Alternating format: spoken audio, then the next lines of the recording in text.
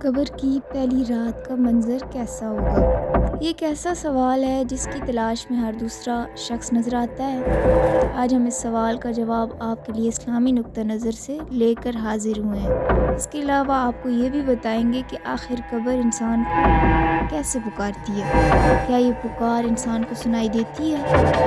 قبر کی پکار۔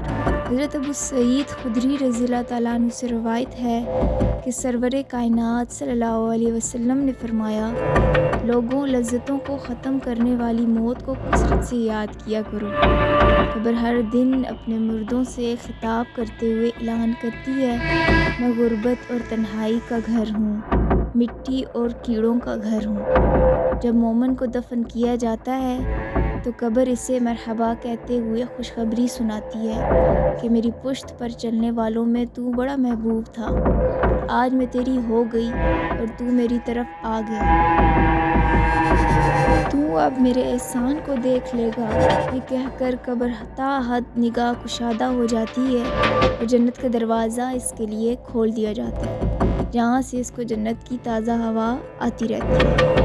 حضرت ابو ہریرہ رضی اللہ تعالیٰ عنہ کا بیان ہے کہ رسول اللہ صلی اللہ علیہ وسلم ایک جنازے میں شریک ہوئے، پھر فرمایا میں بھی آپ صلی اللہ علیہ وسلم کے ہمراہ تھا۔ آپ صلی اللہ علیہ وسلم ایک قبر کے پاس بیٹھ گئے اور فرمایا، یہ قبر ہر دن بآواز بلند کہتی ہے، اے آدم کی اولاد، تو کیوں مجھے بھول گیا؟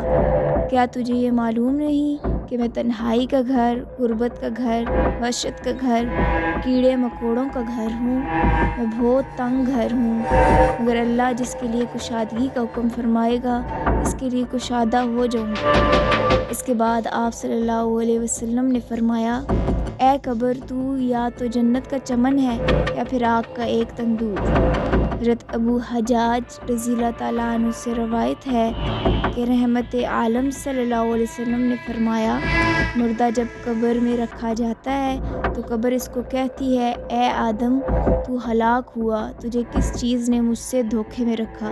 کیا تجھے معلوم نہ تھا کہ میں فتنہ، تاریکی اور کیڑے مکوڑوں کا گھر ہوں؟ تجھے کس چیز نے مجھ سے بہکا کر نہ ڈر کر دیا اور تو میری پشت پر خوب آکڑ کر چلتا تھا؟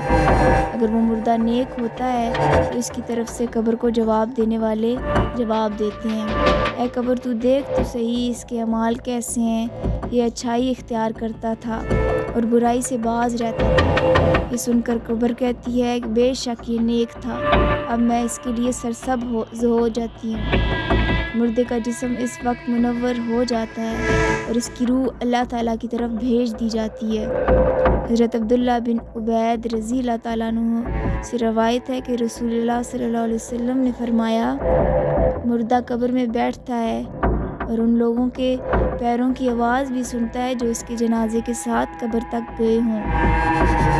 مردے سے اس کی قبر کہتی ہے، اے ابن آدم، تیری ہلاکت ہو، تو نے میری تنگی، بدبو اور کیڑے مکوڑوں کا خوف نہیں کیا، اس لیے تو نے ان چیزوں سے بچنے کے لیے تیاری نہ کی۔ بدعمال مردے سے قبر کہتی ہے، تجھے میری تاریکی، میری وحشت، میری تنہائی اور تنگی اور میرا غم یاد نہیں رہا۔ اس کے بعد قبر اس کو جکڑ دیتی ہے، جس کے بعد اس کی پسلیوں کی ہڈیاں ایک دوسرے میں پیوست ہو جاتی ہیں، جبکہ نیک بندے کے لیے قبر کشادہ کر دی جاتی ہے اور اس کی دائیں ایک کھڑکی کھول دی جاتی ہے جہاں سے اس کو جنت کی ہوا آتی ہے۔